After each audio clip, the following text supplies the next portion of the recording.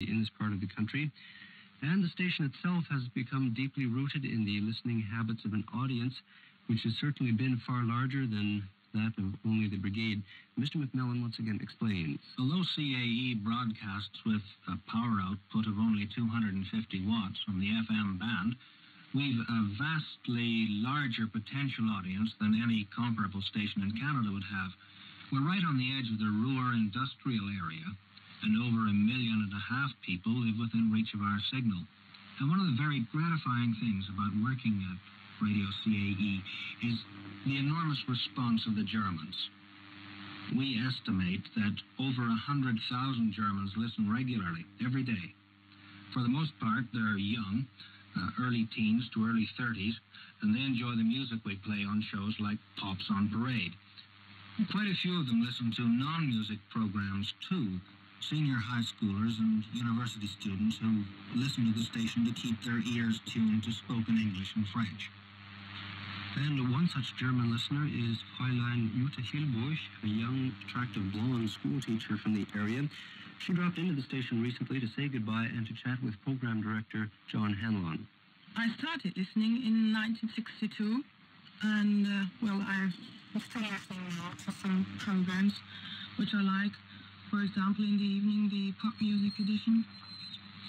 And sometimes I listen to the news because I'm just interested in hearing what's going on in Canada and so on. Well, from what I understand, your listening to Radio CAE was actually your first contact with the English language. Yes, it was. If I think back, it was very funny how I got to know one of the announcers of Radio CAE. I heard from a girlfriend of mine that there was an edition which was called Club 50/50 in 1962. I remember it very well. And she told me that you could make requests there, and well, that was very good for me. I mean, we loved to listen to pop music in those days, and I was 14 years old, and as you know, children in that age are very much interested in music. I wrote a letter to CAE and made a request to find out if it would be possible for me to get a request too. And I also asked the announcer for the theme of his music he started his edition with, because I liked it so much. And well, I got a letter back, but before I got that letter, this announcer was standing in my house. He was waiting for me there.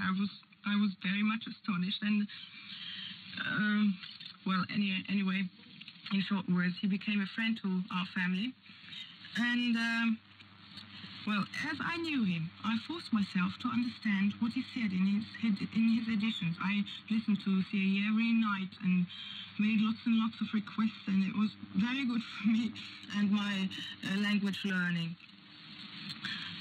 Well, and after that, I had got used to speaking English and to understand, and so I wanted to become an English teacher.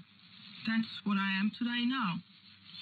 Well, now that we're closing, as you know, on October 18th, how do you and other listeners of CAE and our German listening audience feel about it? Well, we think it's very sad because we were very much enthusiastic about CAE and about listening to it.